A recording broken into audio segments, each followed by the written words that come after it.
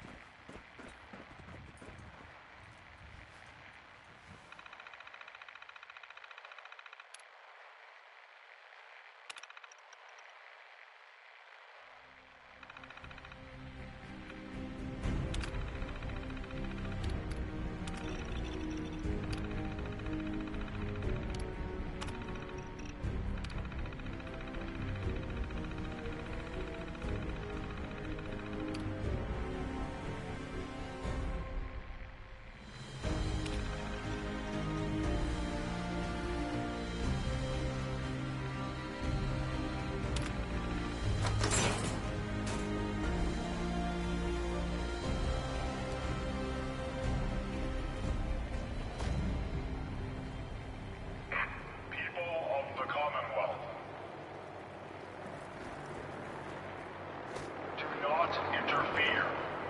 Our intentions are peaceful.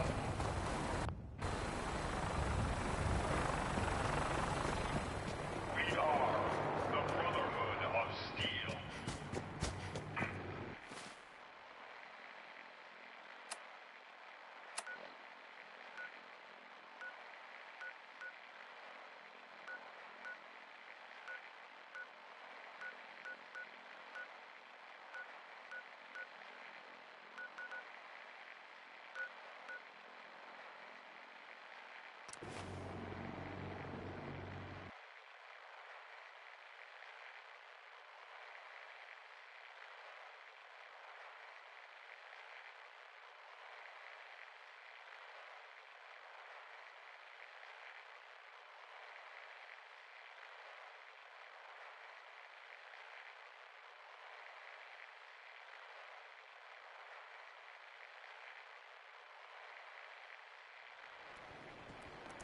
I want to be left alone.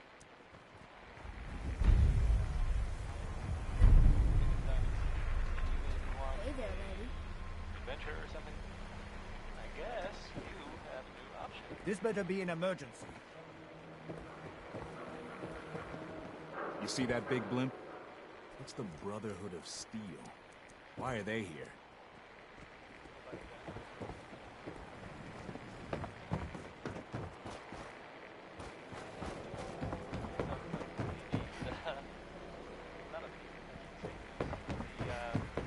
Minutemen were involved in this.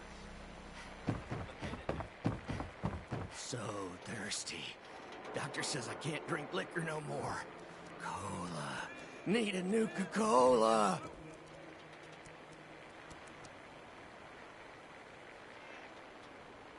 Hey.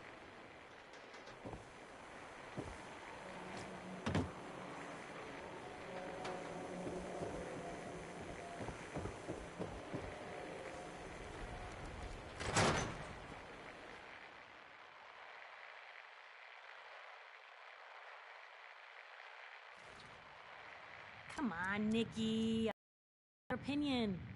Would be a great quote. She's my client, Piper. Why don't you learn not to snoop on a woman's private affairs? Well, well, speak of the devil. You're back. And not with your son. What happened?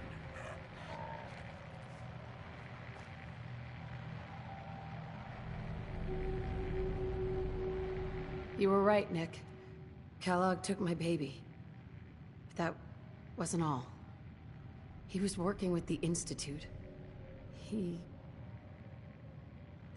gave them Sean. The Institute? Oh, boy. I'm sorry, friend. Truly.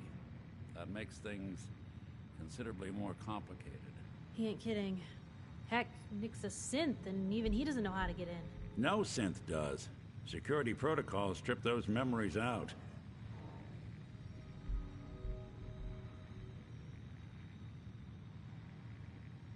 I need to find a way. I've been investigating these creeps for over a year now. The Commonwealth's boogeyman. Feared and hated by everyone.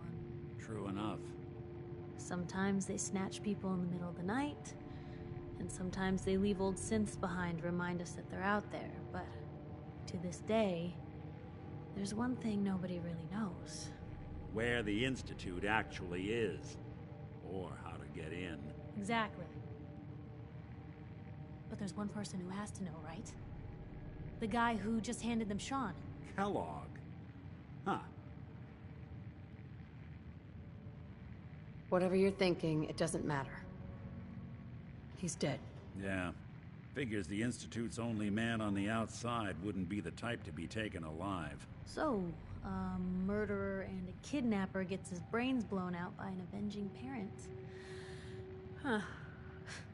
Be a great ending if we didn't still have the biggest mystery in the Commonwealth to solve. He wasn't gonna talk. Even if I had a way of bringing him alive. Gets his brains blown out. Huh. His brains. You know, we may not need the man at all. You're talking crazy here, Nick. Got a fault in the old subroutines? Look, there's a place in Good Neighbor called the Memory Den. Relive the past moments in your mind as clear as the day they happened. If anyone could get a dead brain to sing, it'll be Dr. Amari, the mind behind the memories. I hope you're right, Nick. Let's see. I guess we're gonna need a piece of Kellogg's brain. Enough gray matter to bring to Amari and find out if this is going to work. Jesus, Nick. Gross. Seriously? I know it's grisly, but what choice do we have? We got no leads, nothing. That old Merc's brain just might have all the secrets we need to know. Actually, I think I already have something. Kellogg had this thing attached to his head. Cybernetics, huh? We may have just won the lottery. Whether we're riding this crazy brain train or not, we can't all go running across the Commonwealth, so who's coming with you? I have to go to the Memory Den either way, if I'm going to introduce you to Amari. But if you want to head there together, just say so. Anything else you can tell me about the Memory Den? It's in Good Neighbor, a little slice of trouble northeast a ways. The Memory Den ain't just a fancy name, it's literal.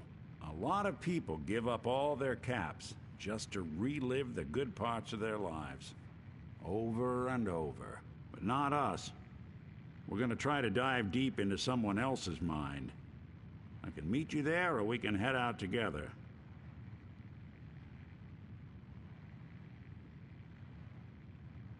I'll head out with Piper. We'll meet you there, Nick. Sounds good. You two stay out of trouble.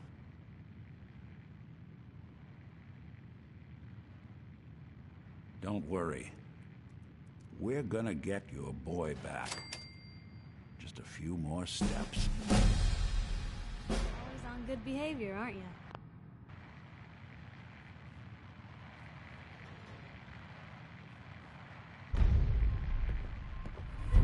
Didn't realize I had been. So this is you not even trying, huh? I appreciate it.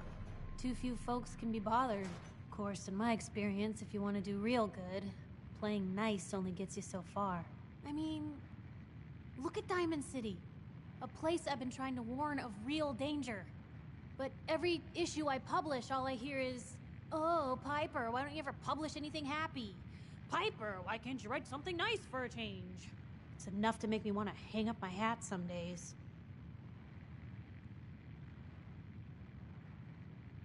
Why not just give people what they want? What they want?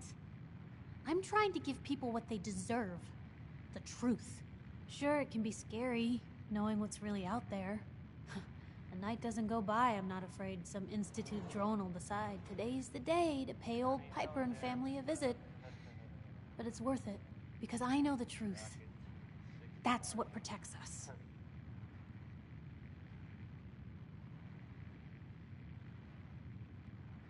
Couldn't agree more. How can you protect you and yours if you don't know what you're facing? Exactly.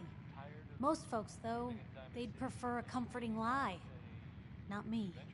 I've seen firsthand what the truth can do. You have a new option. My sister and I, The settlement. we grew up way out in the Commonwealth.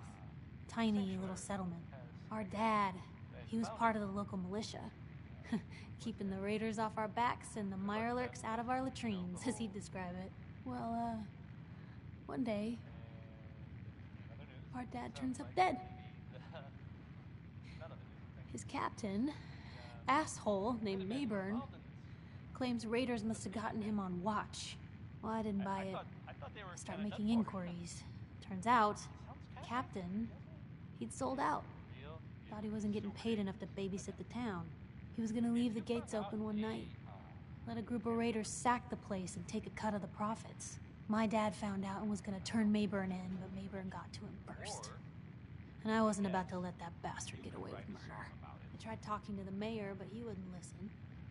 So, I papered the entire town in posters. Wanted for gross dereliction of duty, Captain Mayburn. The mayor sure wanted to talk after that. The town threw Mayburn out on his ass and were dug in when a very surprised group of raiders finally showed.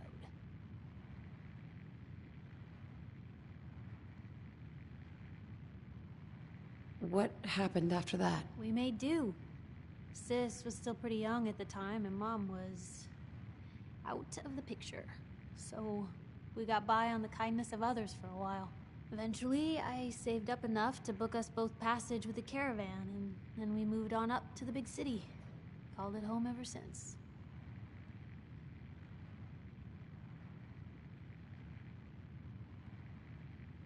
I'm sorry about your dad. Thanks.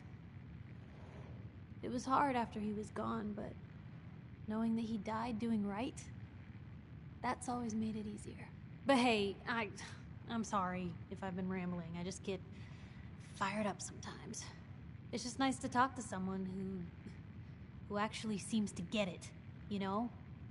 So, should we head out?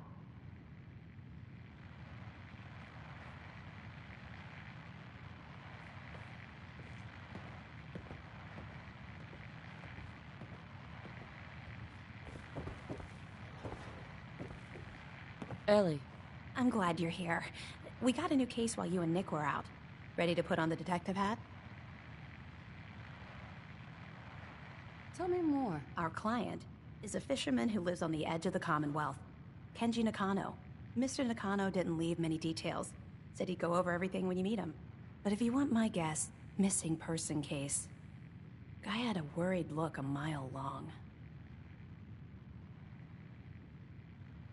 Anything you can tell me about Kenji Nakano? Just some impressions. He was obviously upset, but he was also in a hurry, like he couldn't stand just waiting around. I'm a friend of Nick's. He'll remember me. I need his help right away. And then he was gone. He was muttering something on the way out, but... no. I'm not sure it was important.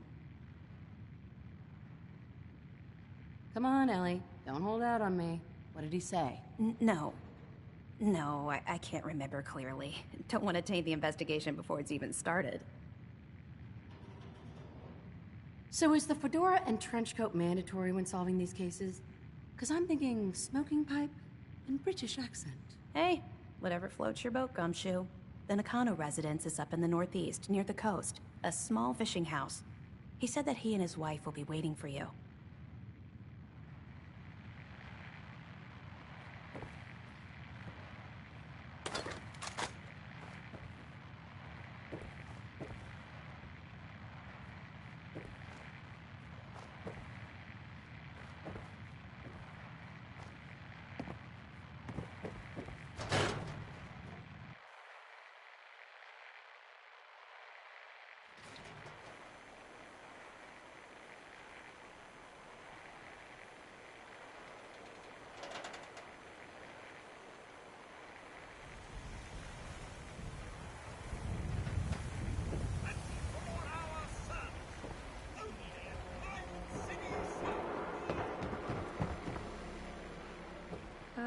Hi.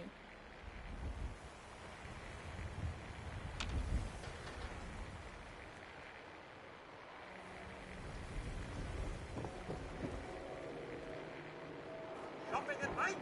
Diamond City Surplus. Hey. Always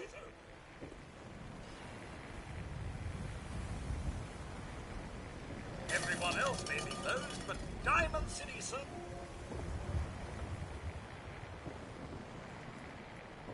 Diamond City Surplus!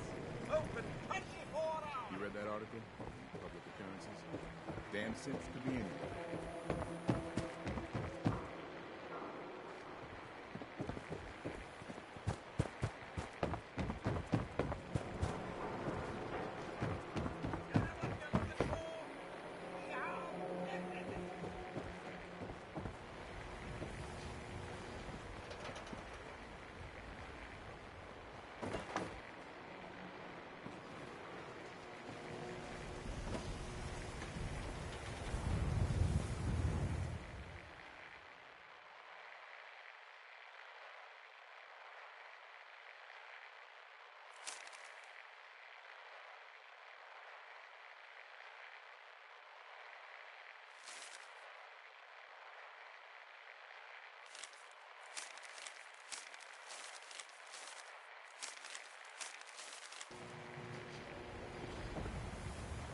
Beer and my slippers out of the shit.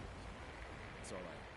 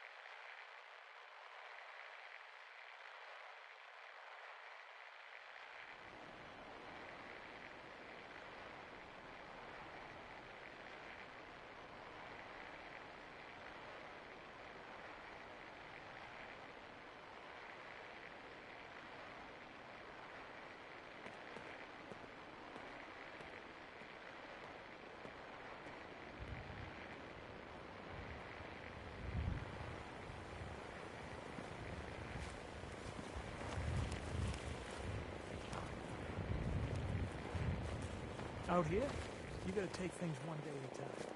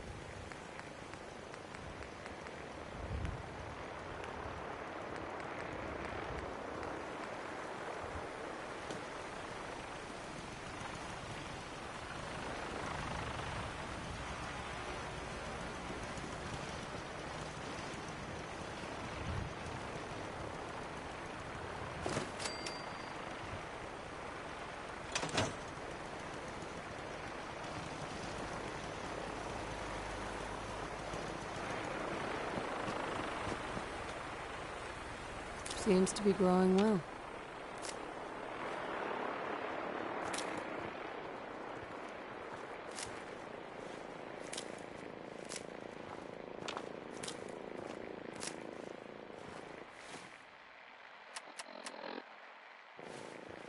Can't remember the last time I had clean fingernails.